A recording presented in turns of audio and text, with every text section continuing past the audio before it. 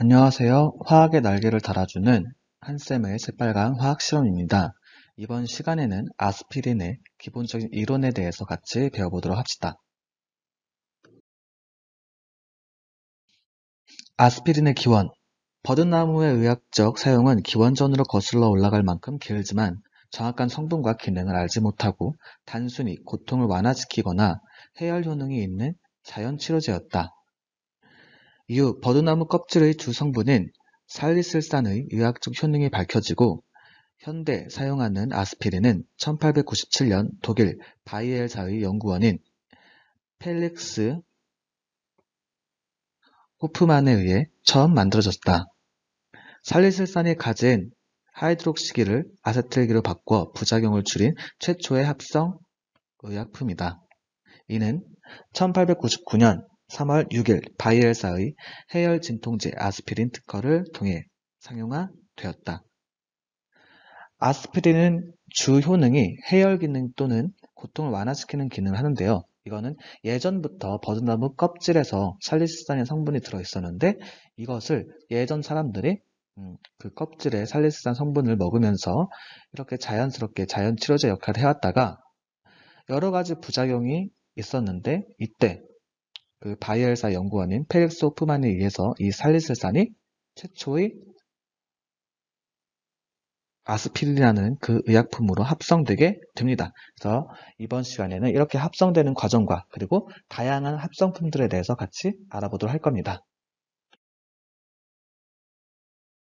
아스피린의 구조에 대해서 같이 알아보도록 합시다. 일단 여러분들 지금 화면에 보이는 것이 바로 이 아스피린의 구조식입니다. 아스피린의 구조식을 잘 보면은 꺾여져 있는 부분들이 보이죠? 이 꺾여져 있는 부분은 바로 다 탄소들이 숨겨져 있는 부분이에요. 그리고 아마 벤젠이라는 말을 많이 들어봤을 텐데 이 부분이 바로 여러분들이 많이 들어봤던 그 벤젠 부분입니다. 즉 벤젠골이라고 불리는 부분이에요. 그리고 여기에 있는 바로 위에 있는 부분, 얘는 여러분들이 수업 시간이나 아니면 화학 시간에 많이 들어봤을 텐데 카복식이라는 부분입니다. COOH 이렇게 쓸 수 있고요. 여기 있는 부분 COOCH3 COOCH3 여기 있는 부분은 우리가 에스터기라고 부릅니다. 그리고 이 부분, 초록색으로 된 부분, 산소 하나가 빠져나갔죠? 여기를 아세틸기라고 부릅니다. COCH3. 그래서 각각의 작용기에 대해서 잘 알고 있으면 됩니다. 아이유팩 명명법이라고 해서 전 세계적으로 공통으로 불리우는 이름이 있습니다.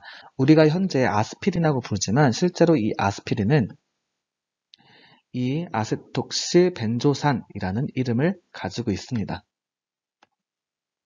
그리고 다른 이름으로는 아세틸 살리실산이라고도 불리고 있어요. 분자식은 하나하나 탄소와 수소, 산소의 개수를 세주면 탄소가 9개, 수소가 8개, 산소가 4개 이러한 분자식을 가지고 있고 이 분자식에 해당되는 분자량은 바로 180.16 탄소를 단순하게 12, 수소를 단순하게 1, 산소를 단순하게 16이라고 두면은 분자량은 180이라고 나오는데 조금 더 정확한 수치로 말하자면 180.16이 맞습니다. 그리고 수소의 위치를 궁금해 할 텐데 수소가 여러분도 화면에 보이는 것처럼 딱 4개밖에 없죠?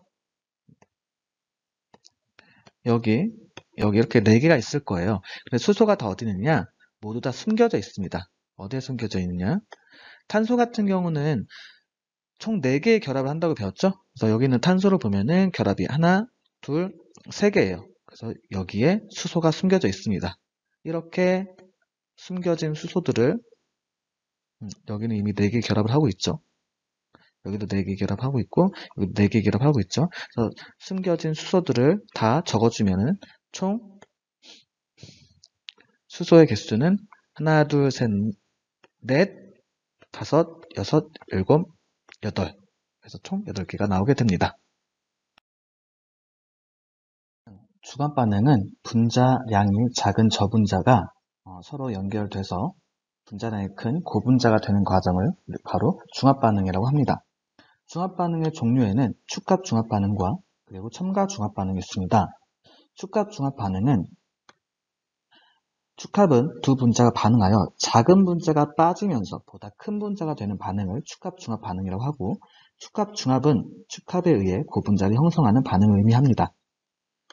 첨가 중합 반응은 이중결합 또는 삼중결합, 이러한 다중결합을 가지는 단위체가 같은 종류의 분자와 첨가 반응을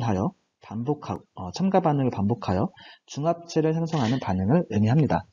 이렇게만 설명하니까 축합과 첨가 이 둘의 정확한 차이를 잘 모르겠죠? 그럼 예시와 함께 다음 페이지부터 알아보도록 합시다. 가장 처음으로 알아볼 것은 바로 축합 중합 반응입니다. 그 중에서 에스테르와 반응이 있는데, 또 이 에스테르와 반응 중에서 이번 시간에 배우는 바로 아스피린에 대해서 알아보도록 하겠습니다. 아스피린이 합성되는 것도 일종의 축합 중합 반응입니다. 아래 보면은 버드나무 껍질 속에 존재하는 살리실산과 그리고 오른쪽에는 무스아세트산이 있습니다. 무스아세트산은 아세트산 두 분자에서 물분자 한 분자가 빠져나가면서 만들어지는 건데요. 한번 이 무스아세트산이 만들어지는 과정을 보겠습니다. COCH3 여기에 OH 이렇게 하면 얘가 바로 아세트산이죠. 또 반대편에 똑같은 분자, 즉 아세트산 분자가 있습니다. 이 둘이 결합을 하는 건데 바로 이 부분이 H2O가 되면서 결합을 하게 됩니다. 이렇게 결합을 하고 나면 뭐가 되느냐? 바로 우리가 아래 보이는 것 같은 이러한 무스아세탄이 되는 것을 확인할 수 있습니다. 무수라는 것은 물이 없다라는 것을 의미합니다. 그렇다면 살리실산과 무스아세탄이 축합 중합 반응을 통해서 더 큰 고분자를 되는 과정을 보도록 합시다. 살리실산의 수소가 제거되면서, 즉 수소 이온이 제거되면서 이렇게 살리실산은 음이온 상태가 됩니다. 이때 여기에 있는 산소, 즉 음이온이 달려있는 산소 부분이 무스아세트산의 탄소 부분을 공격하게 됩니다. 그러면 무스아세트산 나머지 반 조가리가 떨어져 나가면서 음이온이 돼서 떨어져 나갑니다. 살리실산이 방향을 선생님 좀 뒤집어 놓을게요. 이렇게 방향을 한번 바꿔보도록 하겠습니다. 이때 무스아세트산이 여기에 달라붙게 됩니다. 그러면서 이런 모양의 바로 아스피린을 합성하게 됩니다. 그럼 나머지 수소이온과 반조가리의 아세트산 이온은 어떻게 되느냐? 둘이 결합을 하면서 이러한 아세트산을 생성하게 됩니다. 그래서 아스피린과 아세트산인 반응물이 나온 것을 확인할 수 있겠죠? 축합중합 반응의 또 다른 예는 아미드, 즉 펩티드 결합이 있습니다. 펩티드 결합의 일종으로 나일론 합성이 있는데 이 나일론 합성에 대해서 같이 알아보도록 합시다. 왼쪽에 보이는 것은 바로 염화세바코일이라는 그런 분자고요. 그리고 오른쪽에는 헥사메틸렌 디아민이라는 분자입니다. 이 두 분자 사이에 잘 보면은 수소와 질소 옆에 붙어있는 수소와 그리고 여기는 탄소라고 했었죠. 탄소 옆에 붙어있는 염소가 보일 거예요. 이 둘이 결합해서 HCl, 즉 염산으로 바뀐 뒤 이렇게 빠져나가게 됩니다. 그랬을 때 탄소와 질소가 새롭게 결합을 형성하게 됩니다. 따라서 이 결합을 우리가 펩타이드 결합이라고 부릅니다. 또는 펩티드 또는 아미드 결합이라고 불러요. 이렇게 만들어진 아이는 우리가 나일론 폴리아마이드라고 또 다른 축합 중합 반응의 예시를 보면 첫 번째로 카복셀산과 아민이 결합하면 폴리아마이드라는 고분자를 형성하고 두 번째로 테레프탈산과 에틸렌 글라이콜을 합성시키면 폴리에스터라는 고분자를 형성하게 됩니다. 세 번째로 알코올과 카밤산이 결합하게 되면 우르탄이라는 고분자가 생성이 되고, 네 번째로 페놀과 폼알데하이드가 결합하면 베이크라이트라는 고분자를 형성하게 됩니다. 다음으로는 첨가 중합 반응에 대해서 같이 알아보도록 하겠습니다. 그 예로 폴리에틸렌이 있습니다. 첨가 중합 반응은 다중결합이 존재해야 된다고 했었죠. 이렇게 에틸렌은 탄소와 탄소 사이에 이중결합이 존재하는 분자입니다. 이 에틸렌 두 분자가 만나게 되는데 화학 1에서 배웠듯이 하나의 결합에는 전자 쌍이 들어있습니다. 즉 전자 두 개가 들어있죠. 이 전자 두 개가 반응하기 전에 이렇게 홀전자 상태로 각각의 탄소 있는 부분에 붙게 됩니다. 이러한 홀전자 상태를 뭐라고 부르느냐? 바로 자유라디칼이라고 부릅니다. 자유라디칼은 짝짓지 않은 전자를 가지는 원자단이다. 원자단이며 대개 반응성이 더 크고 자유라디칼이 관여하는 화학 반응 중에는 중요한 반응이 많다. 이러한 자유라디칼 상태에서는 홀전자이기 때문에 옥텟 규칙을 만족하지 않는 상태죠. 그래서 매우 불안정한 상태예요. 이렇게 불안정한 상태가 되면은 반응성이 매우 쉽습니다. 즉 반응이 크게 일어나요. 따라서 각각의 전자들이 이렇게 반응을 시도하게 됩니다. 이쪽에도 에틸렌, 이쪽에도 다른 에틸렌들이 존재하겠죠. 그래서 쭉 연결이 되는 거예요. 이렇게 전자가 새로운 한 쌍이 만들어졌기 때문에 공유 전자쌍, 즉 공유 결합을 형성하게 됩니다. 쭉 연결되면은 바로 새로운 고분자가 만들어지는데 이거를 우리가 폴리에틸렌이라고 부릅니다.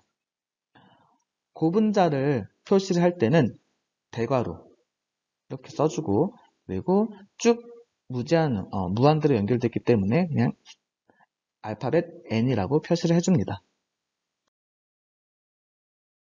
첨가 중합 반응의 예시를 몇 가지 들어보면 프로필렌, 수소 대신에 CH3로 치환됐죠. 이 프로필렌, 이중결합을 가진 프로필렌이 결합하면 바로 폴리프로필렌이 되고, 이번에는 수소 대신에 Cl, 염소로 치환됐죠. 염화 비닐끼리 결합을 하게 되면 우리가 알고 있는 PVC, 즉 폴리 염화 비닐이 됩니다. 수득률에 대해서 알아보도록 하겠습니다. 수득률은 반응 물질이 완전히 반응하였을 때 기대되는 생성 물질의 양을 100으로 보았을 때 실제 생성된 물질의 양을 그 반응의 수득률이라고 한다. 수식으로 나타내면은 수득률은 이론적으로 생성할 수 있는 양, 얘를 100으로 보는 거예요. 그리고 실제 우리가 실험했을 때 얻은 양, 얻은 생성물의 양 곱하기 100% 해주면 이것이 수득률이라고 할 수 있습니다. 재능이 있거든 가능한 모든 방법으로 사용하라. 쌓아두지 마라. 구두쇠처럼 아껴 쓰지 마라. 파산하려는 백만장자처럼 아낌없이 써라. 브렌단 프레시스.